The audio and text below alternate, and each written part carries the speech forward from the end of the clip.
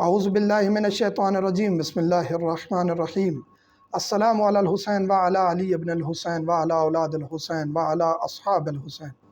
مومنین کرام، محرم الحرام پہلی جو ہی طلوع ہوتی ہے محمد وال محمد کے گھروں میں صف ماتم بچ جایا کرتا تھا، عزاداری رہتی تھی۔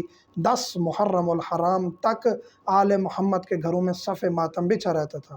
بعد میں بھی عزاداری کے ایام ہیں، لیکن یہ 10 دن خصوصی طور پہ مولا حسین علیہ السلام کے ساتھ خاص ہیں۔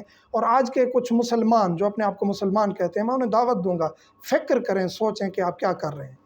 کچھ لوگ شادیوں میں مصروف ہو جاتے ہیں کہ جی محرم میں شادی کریں، جی پیسے بچتے ہیں اور یہ شادی کرنا ثواب ہے، اور پتہ نہیں کیا کیا ان کے پاس ڈرامے بازی ہوتی ہے۔ اور کچھ لوگ یہ ڈرامے بازی کر رہے ہوتے ہیں، 10 محرم کو روزہ رکھ کے افطار پارٹیاں کر رہے ہوتے ہیں۔ کچھ لوگوں میں دیکھا گیا کہ عید مناتے ہیں، بنو امیہ کی طرز پر عمل پیرا ہوتے ہیں اور عید منا کے افطار پارٹیاں کر کے ایک دوسرے کو روزے کی مبارک دے رہے ہوتے ہیں۔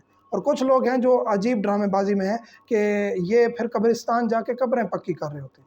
ان سب کا مقصد کیا ہے؟ ان سب کا مقصد یہ ہے کہ مولا حسین علیہ السلام کی عزاداری سے توجہ ہٹا دینا اور اپنے بچوں کو، ارد گرد کے معاشرے کو ان چیزوں کی طرف لگا دینا۔ جی روزہ رکھو، شام کو افطاری ہے، فلاں مسجد میں آنا ہے، قبرستان جانا ہے، قبریں پکی کرنی ہے، یا مثلاً کہ اس سے بھی حد کراس کر کے شادیوں میں مصروف ہو جاتے ہیں۔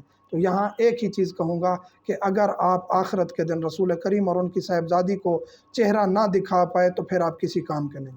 اور یہ جو لوگ ان چیزوں میں مصروف ہیں، یہ رسول کریم کے اور ان کی صاحبزادی کے سامنے کبھی نہیں جا پائیں گے، کیونکہ مولا کی رسول کریم صلی اللہ علیہ وآلہ وسلم کی صاحبزادی فقط ان کی شفاعت کریں گی جو عزادار حسین ہوں گے، اور حسین علیہ السلام کی عزاداری کی شفاعت بی بی کے ذمے ہے۔ اور اس طرح عزاداروں کو چن لیں گی جس طرح کہ ایک پرندہ اچھا دانہ چن لیتا ہے، برے دانے پڑوں پرندہ اچھا دانہ چن لیتا ہے۔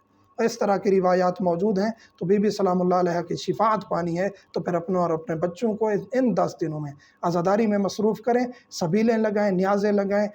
یہ فقط شیعہ کے ساتھ خاص نہیں ہیں 10 دن، مولا حسین علیہ السلام سب کے ہیں۔